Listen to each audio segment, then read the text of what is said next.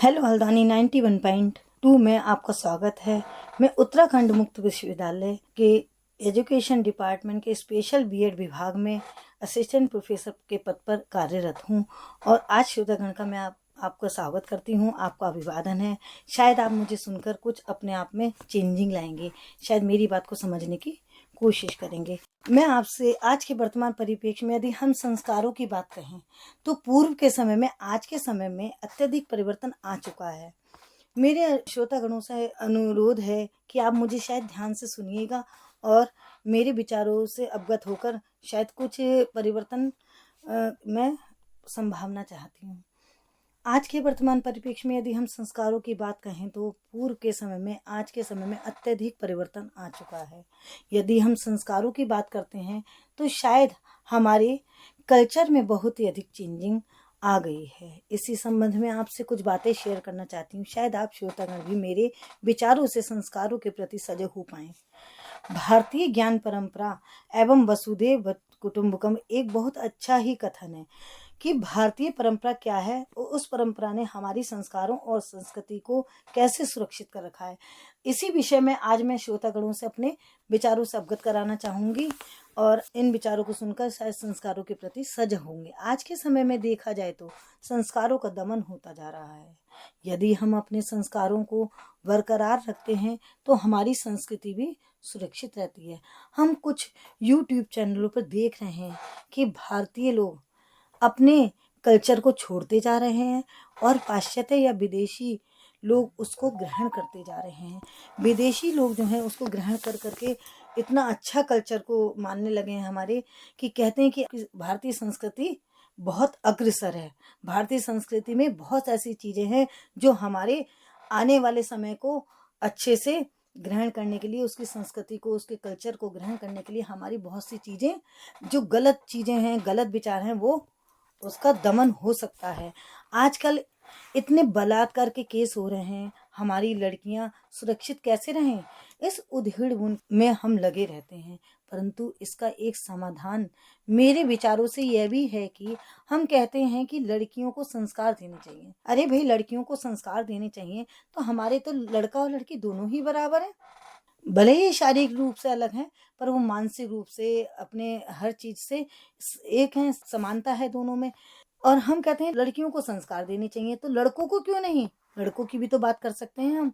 लड़कों को ही कोई बात नहीं है, परंतु ऐसा मानना गलत है कि लड़कियों को संस्कार देना चाहिए और लड़कों को कोई बात नहीं है, कुछ भी करते रहें, ऐसा नहीं है। परंतु ऐसा समाज हमारा मानता है कि दोनों के लिए संस्कार जरूरी हैं। परंतु ऐसा मानना गलत है कि लड़कियां शारीरिक रूप से कमजोर नहीं होती हैं, वो मानसिक रूप से किसी भी तरह से कमज़ोर नहीं होती हैं लड़कियां, पर वो शारीरिक रूप से मजबूर होती हैं, जिसका लड़के उसका फ़ायदा उठाते हैं। यदि लड़की के लिए संस्कार जरूरी हैं तो उससे अधिक लड़कों के लिए अति आवश्यक है, क्योंकि हम लड़की को ही समझने की बात करते हैं, उसे ही सहनशीलता और संस्कारों का उपदेश देते हैं। परंतु क्या ये लड़कों के लिए आवश्यक नहीं है? क्या यदि हम लड़के को भी परवरिश देते समय सही और गलत की पहचान करवाते हैं और उसको भी वही सिखाते हैं जो लड़की को समझाने के लिए कहते हैं, शायद उसके भी विचारों को कहीं सही मार्गदर्शन करके सही वातावरण दो। अगर हम लड़कों को भी विचारों को सही मार्गदर्शन करके उस सही वातावरण को दें तो शायद उन्हें कहीं ना कहीं गलत और सही की पहचान होगी और अपने संस्कारों द्वारा अपनी संस्कृति को बचाकर सुरक्षित रखने की जिम्मेदारी समझेंगे। भारतीय परंपरा और वसुधैव से तात्पर्य है कि हमारी संस्कृति हम सब एक हैं, यानी कि हम सब एक ही परिवार के हैं, जिसके आधार पर हम अपनी संस्कृति व संस्कारों को बचाकर सुरक्षित रखना चाहते हैं। यदि हम गहन अध्ययन करें तो हम इस दर्शन का अनुसरण कैसे करें, इस दर्शन का जो वसुधैव कुटुंबकम और भारतीय परंपरा की जो दर्शन है उसका अनुसरण कैसे करें या कैसे कर सकते हैं। मेरा मत है कि पहला अपने मतभेदों को भूलें, दूसरा समझदारी दिखाएं कि यदि कोई अपने विचारों को आपके समक्ष रखता है तो उसे सुनकर उसे मोटिवेट करें, तीसरा दया की भावना फैलाएं और कल्याण के कार्यों में नेतृत्व करें, दूसरों को दिशा निर्देशित करें, दूसरों को शिक्षित करें। यदि हम आपस में ही इस तरह की सभ्यता, संस्कृति और संस्कारों से ओत-प्रोत होते हैं तो हम अपने बच्चों को भी संस्कारों से परे नहीं रख सकते। परंतु आज के वर्तमान में देखा जाए तो बच्चे पश्चिमी सभ्यता को अधिक फॉलो कर रहे हैं, जिसके संस्कारों का दमन होता जा रहा है। जब हमारे संस्कार ही समाप्त हो जाएंगे तो साथ ही हमारी संस्कृति भी विलुप्त होने लगेगी। वसुधैव कुटुंबकम सामाजिक न्याय और समानता पर बहुत बल देता है। वसुधैव कुटुंबकम के प्रभाव से एक बेहतर भविष्य का निर्माण हो सकता है।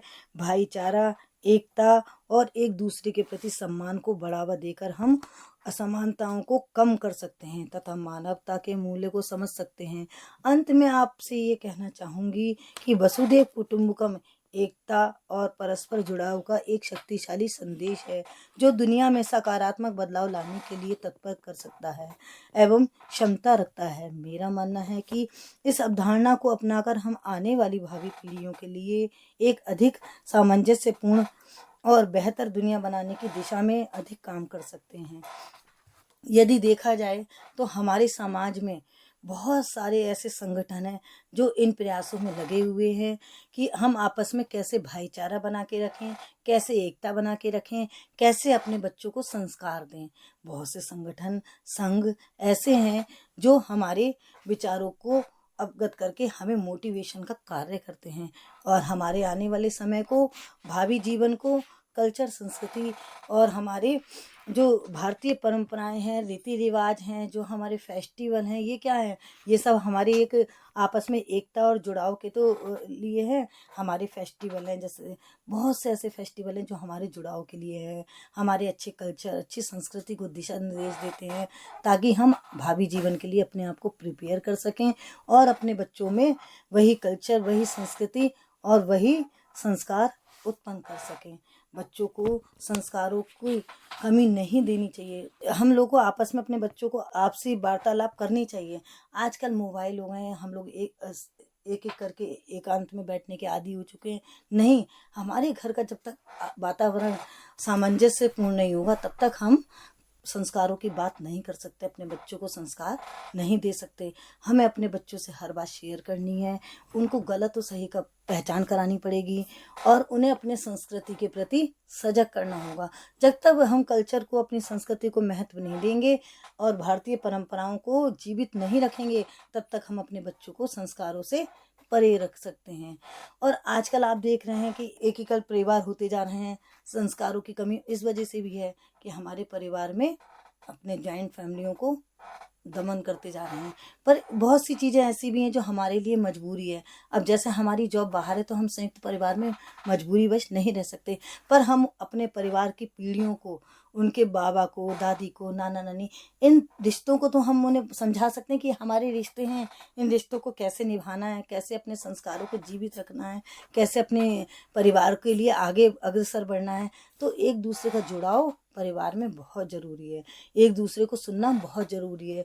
एक दूसरे से अपनी बातें शेयर करनी बहुत ज़रूरी है।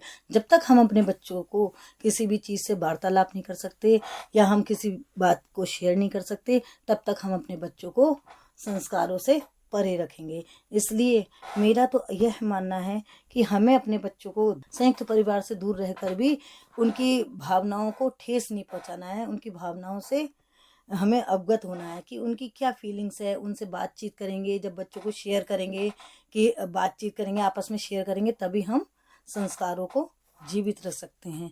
तो आज के वर्तमान परिप्रेक्ष्य में हमारा जो ये कथन है, भारतीय परंपरा एवं वसुधैव कुटुंबकम, एक बहुत अच्छा कथन है जो हमारे संस्कृति और संस्कारों को जीवित रख सकती है और हमारे बच्चों के लिए प्रति सजग कर सकती है। श्रोतागण, आपने मुझको सुना, मुझे बहुत अच्छा लगा। पर इन संस्कारों को जीवित रखने के लिए आप लोग भी सजग रहिएगा, अपने बच्चों से बातचीत करते रहिएगा। हर चीज़ अपने आप बच्चों से, अपने परिवार में शेयर करेंगे, तभी हम हर समस्या का समाधान कर सकते हैं। श्रोतागण, आपको मुझे सुनने के लिए बहुत बहुत धन्यवाद।